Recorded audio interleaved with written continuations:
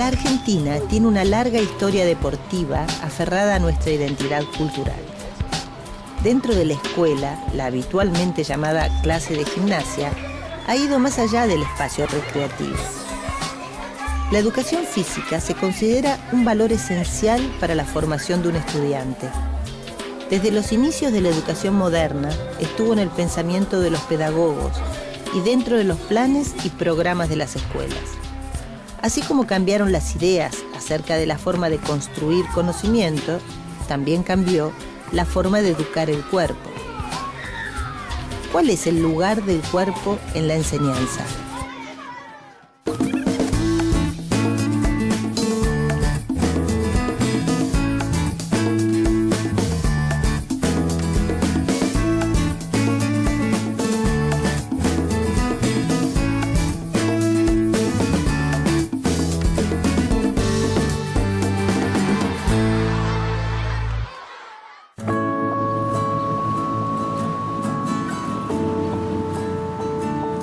Hasta los 10 años, Emilia Guzmán había jugado al vóley solo 2 veces en su vida. No le gustaba correr y le daba mucha pereza asistir a la clase de gimnasia. Con el tiempo, sus gustos cambiaron y se anotó en el Instituto Provincial de Educación Física de Córdoba. En la actualidad, Emilia es profesora de la Cátedra de Teoría de la Educación Física, donde se estudia la evolución de la enseñanza de la educación física a lo largo de los años. La educación del cuerpo siempre estuvo presente en la pedagogía, pero de diferentes formas. Durante gran parte del siglo XIX se implementaba el castigo corporal para moldear la postura física y encauzar la disciplina. En las últimas décadas del siglo XIX se amplió el currículo de la escuela elemental. Se incluyeron nuevos saberes y así se incorporó definitivamente la educación física en los programas escolares. En el artículo 6 de la Ley 1420 de Educación Común, promulgada en el año 1884, se incluyó la gimnástica como asignatura obligatoria. En la escuela secundaria, la gimnasia se estableció como materia recién en el año 1898. En los postulados del Proyecto Educativo Nacional, la educación física era parte de la formación general de los estudiantes.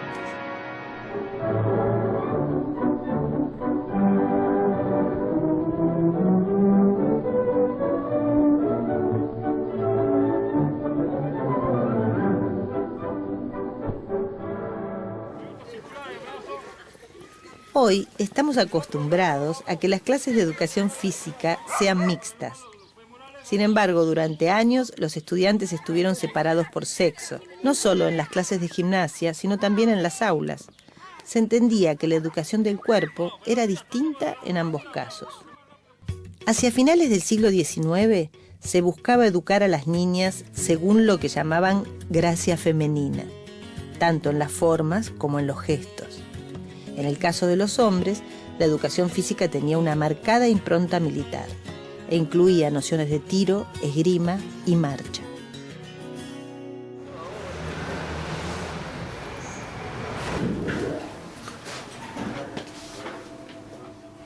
Oscar es archivista del Centro de Documentación Histórica Enrique Romero Brest.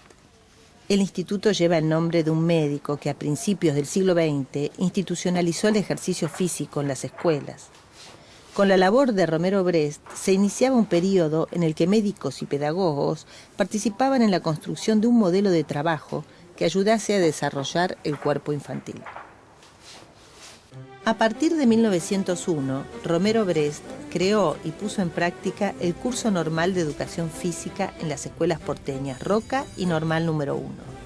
En 1906 se convirtió en el primer director del Instituto Nacional de Educación Física de la ciudad de Buenos Aires. 3 años después, el instituto dio un salto de calidad cuando el ministro de Justicia, Rómulo Naón, le proporcionó un edificio con más comodidades y material didáctico apropiado. Se le cambió el nombre y pasó a llamarse Escuela Normal de Educación Física. Hacia 1912 se lo denominó Instituto Nacional Superior de Educación Física. Pablo Charagrosky es doctor en Ciencias Sociales de la Universidad Nacional de Quilmes y se ha especializado en la historia de la educación física.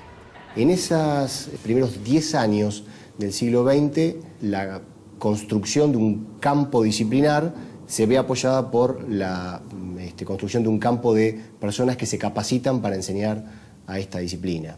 Y la figura central es Romero Brest, que inaugura una tradición a partir del Sistema Argentino de Educación Física, potenciado por un montón de agentes vinculados con la política educativa, como Pablo Pisurno, Joaquín B. González.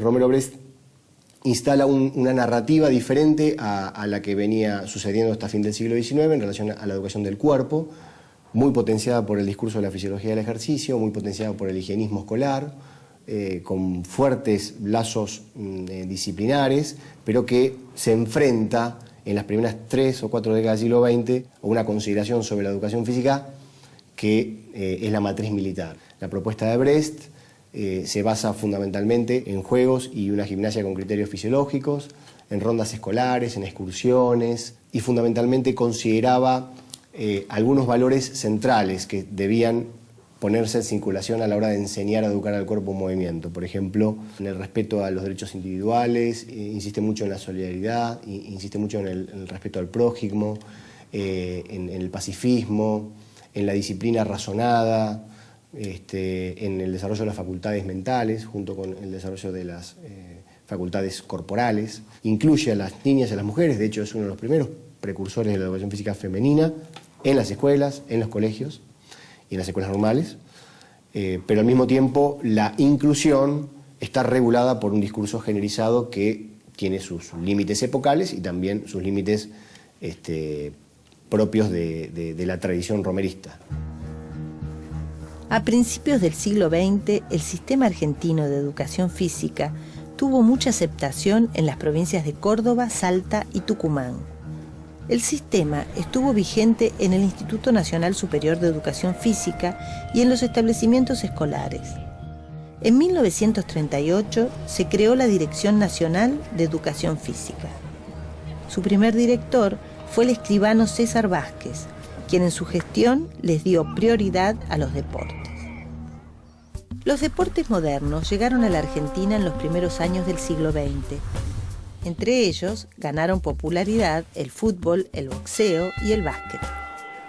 En la década de los 30 se modificó el sistema argentino de educación física desarrollado por Romero Brest y se incorporaron los deportes competitivos dentro del plan de estudios, como por ejemplo el básquet y el vóley. Los deportes competitivos para ambos sexos y las danzas folclóricas fueron el eje del nuevo paradigma de la educación física en las escuelas.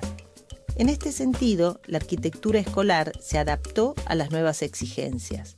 Se instalaron patios externos y se recubrieron con baldosas los existentes para posibilitar el ejercicio de los distintos deportes.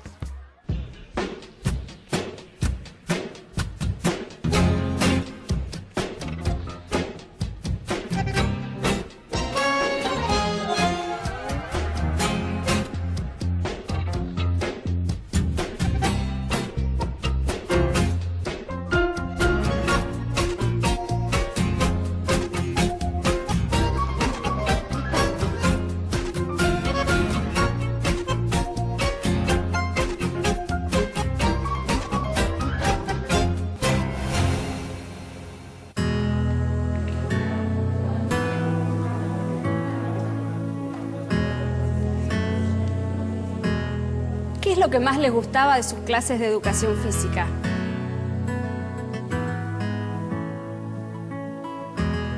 ¿Alejandra? Yo viví una situación muy divertida que tenía que ver con educación física, con gimnasia, en la secundaria también. Nos presentamos en los Juegos Evita y formamos un equipo de vóley. No teníamos mucha idea de nada, pero fue un muy buen motivo para un grupo de amigas mías y para mí empezar a tener una especie de mirada deportiva y de hacer algo juntas. Y nos presentamos, y necesitábamos un representante, un entrenador. Y no había nadie, ¿no? Entonces tenía que arrancar ese entrenador a las 7 de la mañana. Y bueno, nos colgamos un poco con eso. Y un día nos tenemos que presentar al primer partido y estábamos muy entusiasmadas y todo, y nos acordamos que nos faltaba el director técnico. Y entonces empezamos a buscar entre las 6, 7, 8 que éramos, quién de nuestros familiares podía hacer. Entonces yo lo llamé a mi hermano a las 7 de la mañana, cosa que me odió absolutamente, pero aceptó. Y entonces se tomó un colectivo y vino a buscarnos a la escuela, este grupo. Y bueno, y nos fuimos a jugar, y en todo ese campeonato salimos muy graciosos. Salimos segundas, cosa que es muy loable, si no fuera porque éramos 2 los equipos que nos presentamos. Entonces, definitivamente fuimos las perdedoras. Pero fue muy divertido todo eso. Y la clase de educación física me gustaba mucho porque nos enseñaban lo que ahora es gimnasia artística. Entonces a nosotras siempre nos gustó, más a las mujeres, ese tipo de gimnasia. Siempre nos daban pruebas para hacer abdominales, correr y después jugar al fútbol. Lo único que más nos gustaba en educación física a todos nosotros. Todo. Yo ahora no, pero he sido deportista neto, me gustaba absolutamente todo. Era como un momento de recreación y de disfrute dentro de la escuela. Me gustó tanto que me motivó a seguir estudiando educación física, ¿no? Y a recibirme de profe.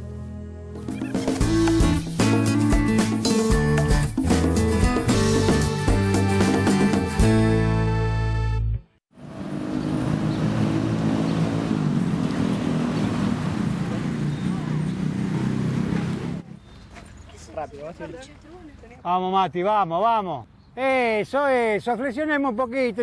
Si vamos en puntapié mejor, menos te cansás. Elongamos un poco ahora, vamos. Más abajo, Franco. Tratemos de tocar, ¿eh? Bien, así, Mati. Hugo es entrenador de fútbol infantil en un club de barrio. Además de enseñarles la técnica del deporte, alienta a los chicos para que no estén nerviosos en los partidos. Cuando tenía la edad de sus alumnos, participó con su escuela en los campeonatos Evita, lo que le dio mucha experiencia en torneos juveniles. Al equipo de su escuela le entregaron botines, pantalones y camisetas, y llegaron a jugar ante miles de espectadores en el Estadio Monumental. Durante el primer gobierno de Juan Domingo Perón, a partir de 1946, la educación física fue concebida como una práctica más solidaria y recreativa. Se amplió el acceso al deporte amateur y profesional a nuevos sectores sociales. Se organizaron 2 tipos de torneos: los campeonatos infantiles Evita, para la población de menores, y los torneos juveniles Juan Perón, para cubrir la franja adolescente.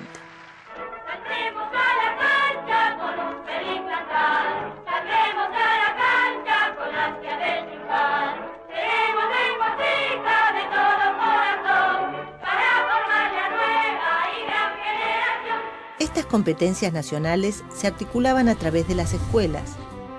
Los deportes se practicaban en educación física y desde allí se integraban a los torneos de fútbol, atletismo, pelota a paleta, ajedrez, saltos ornamentales, natación, esgrima y básquet. La Fundación Evita organizaba y cubría todos los gastos de la competencia, desde la indumentaria hasta el traslado y alojamiento de los participantes y profesores. Los primeros juegos se llevaron a cabo en enero de 1949 y solamente se realizaron campeonatos de fútbol para niños. Al año siguiente participaron en los torneos infantiles Evita 100.000 niños y se incorporaron nuevos deportes. En las últimas ediciones de los Juegos se incluyó a las mujeres. Estos campeonatos estaban articulados con el Ministerio de Salud y los participantes debían realizarse un chequeo médico completo. De este modo, también se extendía el acceso a la salud a gran parte de la población. En el año 1956, sobre algunas de las estructuras que dejó el gobierno de Perón, se fundaron los centros de educación física, que estaban abiertos a la comunidad y a las escuelas para sus prácticas deportivas. A partir de los años 60 y 70, la educación física escolar en Argentina y en otros países comienza a reconfigurar algunas de las fuertes tradiciones que la habían constituido como disciplina escolar. Comienza a ser cuestionada la visión más disciplinante y excluyente en relación al género. Comienza a ser cuestionada esa articulación permanente que tenía la educación física con los nacionalismos. Comienza a incorporarse una visión pedagógica que en realidad hunde sus raíces en la escuela nueva de los años 20. En los años 60 y 70, la clase de educación física en términos de prácticas ya está más vinculada no tanto con una gimnasia analítica, sino fundamentalmente con las prácticas deportivas.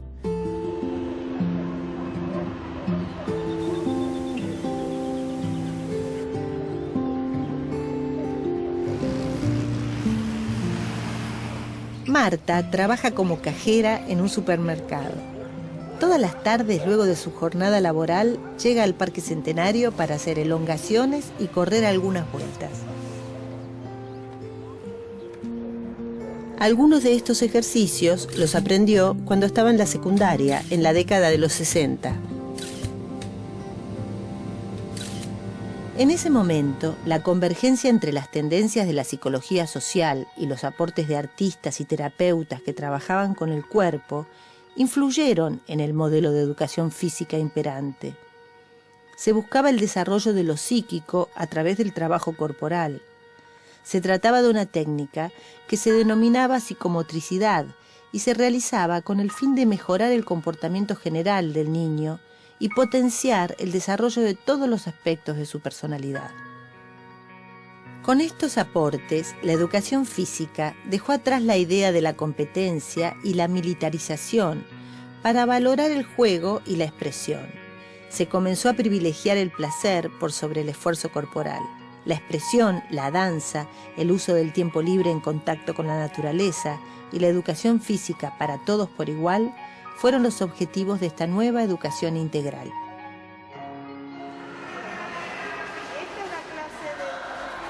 Nancy es profesora de educación física. El atletismo y la gimnasia acrobática son las disciplinas que más le gustan y siempre tuvo facilidad para practicarlas. Cuando estaba en la escuela, fue parte de los miles de estudiantes que participaron de la ceremonia inaugural del Mundial de Fútbol de 1978 en la Argentina. La dictadura cívico-militar que gobernó el país entre 1976 y 1983 propuso un concepto marcial de la educación física, sobre la base del respeto a la autoridad y a los reglamentos.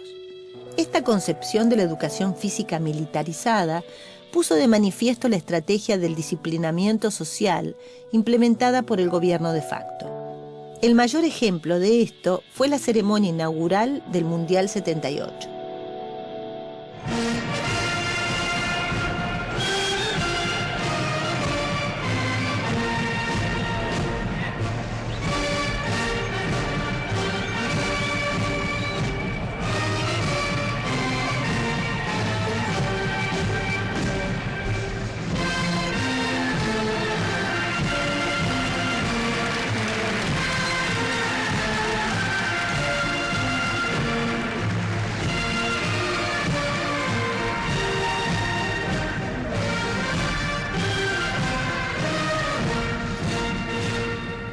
Con la vuelta de la democracia en 1983, las clases de educación física fueron transformando sus formas y sus objetivos. Se dejaron atrás los conceptos marciales y se promovió el desarrollo lúdico, el juego y el disfrute como herramienta para afirmar la propia identidad. A través de distintas actividades, Nancy estimula la interacción con sus alumnos. Esta combinación de juegos con la educación física era impensada hace años en los espacios escolares, pero hoy es una costumbre. Al hablar de las clases de educación física en la escuela, es común recordar el esfuerzo que requería una de las pruebas más agotadoras, el test de Cooper. Fue diseñado en 1968 por el doctor estadounidense Kenneth Cooper. En sus orígenes, esta prueba se aplicaba a los miembros del ejército de los Estados Unidos con el fin de conocer la condición física de sus integrantes y aumentar su resistencia.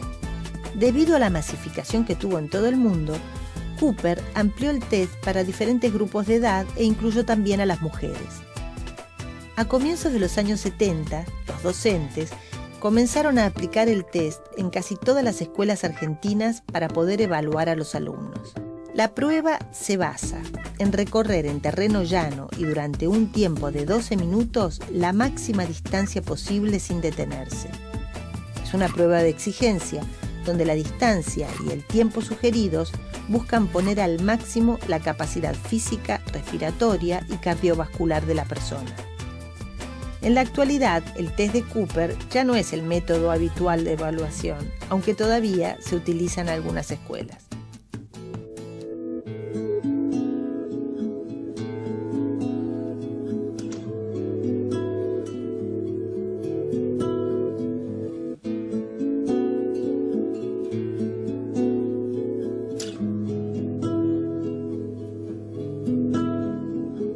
Chicos, a ver si alguno me quiere contar o me puede responder, ¿para qué sirve la escuela pública?